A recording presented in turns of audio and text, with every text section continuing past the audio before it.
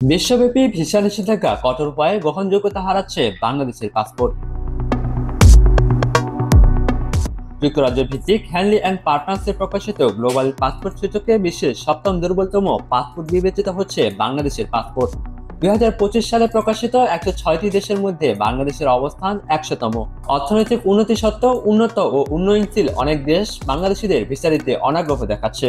অভিভাবক বিশেষজ্ঞরা বলছেন, ভিসার অপব্যবহার, অবৈধ অভিবাসন এবং কিছু বাংলাদেশির বিদেশে অপরাধমূলক কর্মকাণ্ড দেশের ভাবমূর্তি ক্ষুণ্ণ করছে। ফলে অনেক দেশ এখন প্রবেশের আগে কঠোর যাচাই বাছাই চালাচ্ছে।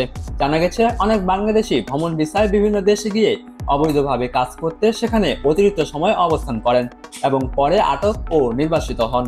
অনেকে আবার ভ্রমণ ভিসা ব্যবহার করে অবৈধভাবে তৃতীয় দেশে চলে যান। এ ধরনের আচরণ মানুষের সুনাম নষ্ট করছে বলে মত সংশ্লিষ্টদের। কিছু দেশ এমন অভিযোগ করছে যে বাংলাদেশি ভ্রমণকারীরা অবৈধভাবে তৃতীয় দেশে প্রবেশের জন্য ট্রানজিট রুট ব্যবহার করে। সাবেক কূটনৈতিক মুন্সি ফয়েজ আহমেদের মতে, বিদেশি কিছু নাগরিকের অসদাচরণ ও অবৈধ কর্মকাণ্ডের কারণে বাংলাদেশের প্রতি আস্থা কমছে। এক সময় যেসব দেশে ভিসা ছাড়াই যাওয়া যেত, এখন সেসব দেশেও ভিসা বাধ্যতামূলক করা হয়েছে।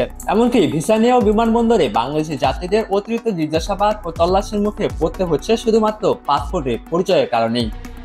মাহমুদ বিন মারুফ, ডেস্ক রিপোর্ট, সকালবেলা।